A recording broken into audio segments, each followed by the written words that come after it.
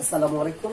আজকে আমরা 4 নাম্বার সমাধান করব লগারিদমে। তো এখানে বলা আছে যে 32 এর 4 ভিত্তিক লব কত হবে। এই অঙ্কটি কিন্তু যশোর বোর্ড 2023 সালে এসেছিল। তো আমরা এটা সমাধান করব। তো এখানে দেখা যাচ্ছে যে এখানে ভিত্তি রয়েছে কত, ভিত্তি রয়েছে হচ্ছে 4, আর এই 4 হচ্ছে আর সাথে লগ রয়েছে।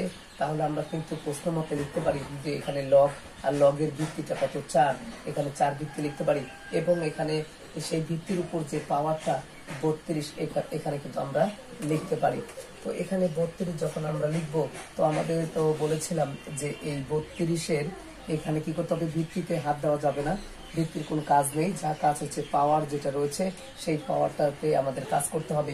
তো এখানে আমরা যদি 2 দিয়ে যদি গুণ করি তাহলে কিন্তু, বা আমাদের যেহেতু 4 নিয়ে আসতে হবে, 4 দিয়ে আমাদের গুণ করতে হবে, যা যা আসবে এখানে এখানে যে ভিত্তি থাকবে সেটা দিয়ে আমরা হচ্ছে ভাগ দেওয়ার চেষ্টা করব।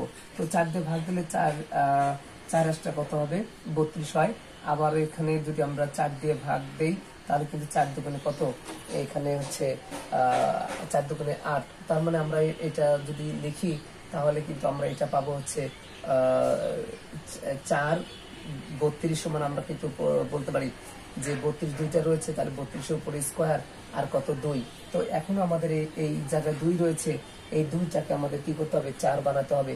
তো 4 কখন হবে, আমরা এখানে 2 রয়েছে আর এই রুট, মানে আমরা কিন্তু জানি যে 4-এর বর্গমূল কিন্তু 2, তাহলে এই 2কে যদি আমি 4 বানাতে চাই তাহলে আমাদের 4 হবে, সেক্ষেত্রে আমাদের উপরে রুট পাওয়ার দিতে হবে।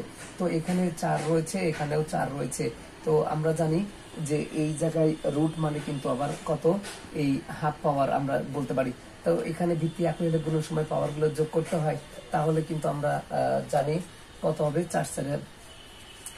4 আর 4 আমরা নেব, আর হচ্ছে 2, আর এটা আমরা যদি গুণ করি, অর্থাৎ গুণ না, ভিত্তি একই গুণের সময় পাওয়ার গুলো যোগ করতে হয়, তাহলে 2 যোগ কত হবে, 1/2। তো এখানে 4 থাকলো, আর এটা যদি আমরা গুণ করি তাহলে 4 2 দুগুণে কত হবে, লসাগু করলে 2 দুগুণে 4 যোগ কত 1 হবে।